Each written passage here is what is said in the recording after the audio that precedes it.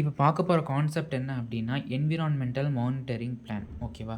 So இந்த environmental monitoring பிளானில் வந்து ஒரு குறிப்பிட்ட ஸ்டெப்ஸ் இருக்குது. அதோட ஜென்ரல் அவுட்லைனாக நம்ம ஒன்று ஒன்றா பார்ப்போம். ஓகேவா?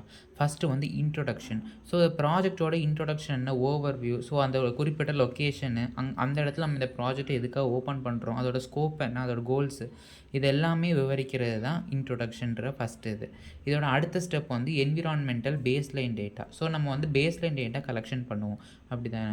ஸோ ஆல்ரெடி எக்ஸிஸ்டிங் கண்டிஷன் எல்லாத்தையும் நம்ம என்ன பண்ணுறோம், ஆய்வு பண்ணுறோம், எவாலுவேட் பண்ணி அதை பற்றின டிஸ்கிரிப்ஷன் ரெடி பண்ணுறோம். ஸோ ஒரு ஹிஸ்டாரிக்கல் டேட்டாலாம் யூஸ் பண்ணி தான் நம்ம என்ன பண்ண போகிறோம், என்ன பண்ணுவோம், என்விரான்மெண்டல் பேஸ்லைன் டேட்டா எல்லாமே ப்ரிப்பேர் பண்ணுவோம். அதுக்கப்புறமா ரெகுலேட்டரி ஃப்ரேம்வொர்க்கில் வந்து ரெண்டெண்ணா இருக்குது, லாஸ் அண்ட் ரெகுலேஷன். அதாவது இந்த ஒரு என்விரான்மெண்டல் லாஸ் அண்ட் ரெகுலேஷன், ஒரு குறிப்பிட்ட என்விரான்மெண்டல் லாஸ் அண்ட் ரெகுலேஷன்ஸ் இருக்கும். ஸோ அதெல்லாம் அதோட சம்மரி எல்லாமே இதுக்கு அப்ளிகபிளா அப்படின்னு பார்க்கணும். அண்ட் இம்பேக்ட் அசஸ்மெண்ட் கண்டக்ட் பண்ணுறாங்க. ஸோ இம்பேக்ட் அசஸ்மெண்ட்டில் நம்ம வந்து என்னென்ன இம்பேக்ட் வருது அப்படின்றத நம்ம வந்து ஐடென்டிஃபை பண்ணுறோம். அண்ட் அதுக்கு மிட்டிகேஷன் மெஷர்ஸும் நம்ம என்ன பண்ணுறோம், கண்டுபிடிக்கிறோம். And then monitoring plan. So monitoring பிளானை பொறுத்த வரைக்கும் ஸோ அதுக்குள்ளே ஒரு ஸ்பெசிஃபிக் அப்ஜெக்டிவ்ஸ் இருக்கும். ஓகேவா? மானிட்டரிங் பிளானை பொறுத்த வரைக்கும். ஸோ அண்ட் அதுக்கும் ஒரு குறிப்பிட்ட பேராமீட்டர்ஸ் இருக்கும். ஏர், வாட்டர், நாய்ஸு, இந்த மாதிரி குறிப்பிட்ட பேராமீட்டர்ஸ் இருக்கும். ஸோ அது எல்லாமே நம்ம மானிட்டர் பண்ணணும். அது குறிப்பிட்ட லொக்கேஷனை மானிட்டர் பண்ணணும். அந்த இடத்துல உள்ள ஃப்ரீக்வன்சி, என்னென்ன ஆக்டிவிட்டீஸ் நடக்குன்றதை அந்த ஒவ்வொரு ஃப்ரீக்வன்சியும் மானிட்டர் பண்ணணும். அண்ட் என்னென்ன மாதிரி மெத்தட்ஸும் எக்யூப்மெண்ட்ஸ் யூஸ் பண்ணுறாங்க அந்த ப்ரோக்ராமில், அந்த ப்ராஜெக்ட்டுக்காகன்றதை நம்ம மானிட்டர் பண்ணணும். அடுத்தது வந்து டேட்டா மேனேஜ்மெண்ட். டேட்டா மேனேஜ்மெண்ட்னா வேறு ஒன்றும் கிடையாது, டேட்டாவை கலெக்ட் பண்ணுறது, அந்த டேட்டாவை அனலைசிஸ் பண்ணி ஸ்டோர் பண்ணுறது, அண்ட் தென் அந்த ரிப்போர்ட்டில் ரெடி பண்ணுறது, ஒரு ஷெட்யூலில் ரெடி பண்ணுறது தான் என்னதுன்னா data management. Roles and responsibilities. அதாவது ஸ்டேக் ஹோல்டர்ஸ் எல்லாருமே மானிட்டரிங் பிளானில், ப்ரோக்ராமில் வந்து இன்வால்வ் ஆகிருக்காங்களா இல்லையான்றதை ஐடென்டிஃபை பண்ணணும். ஏன்னா அவங்களுக்கு அங்கே வந்து நிறைய ரெஸ்பான்சிபிலிட்டிஸ் இருக்குது அப்படின்றத சொல்கிறாங்க. Quality assurance and quality control.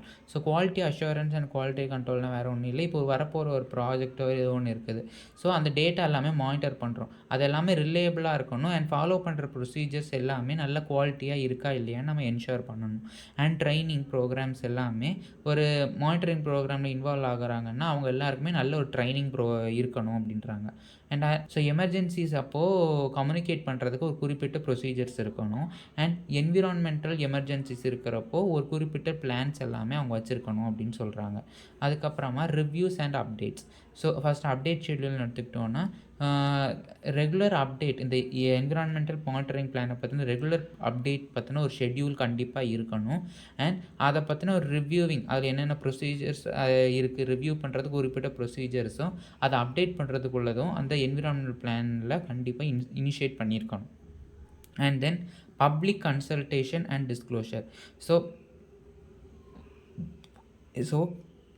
இந்த பிளான் இஎம்பியை பொறுத்த வரைக்கும் பப்ளிக்கிட்ட இந்த பிளான்ஸை பற்றி கன்சல்டேஷன் பண்ணணும். அண்ட் ஸ்டேக் ஹோல்டர்ஸ் பற்றியும் நம்ம அதை பற்றி கன்சல்டேஷன்ஸ் கண்டிப்பாக கொடுக்கணும் அப்படின்றாங்க. ஸோ இதுக்கு ஒரு எக்ஸாம்பிள் மானிட்டரிங் பேராமீட்டர்ஸ். ஸோ என்ன பேராமீட்டர்ஸில் நம்ம இந்த என்விரான்மெண்ட் மானிட்டரிங் பிளானில் யூஸ் பண்ணுவோம்னா, ஏர் quality, water quality, noise level, soil quality, இது எல்லாமே எக்ஸாம்பிள் மானிட்டரிங் பேராமீட்டர்ஸு. ஸோ இந்த பேராமீட்டர்ஸ் எல்லாமே நம்ம அந்த என்விரான்மெண்டல் மானிட்டரிங் பிளானில் மானிட்டர் பண்ணணும்.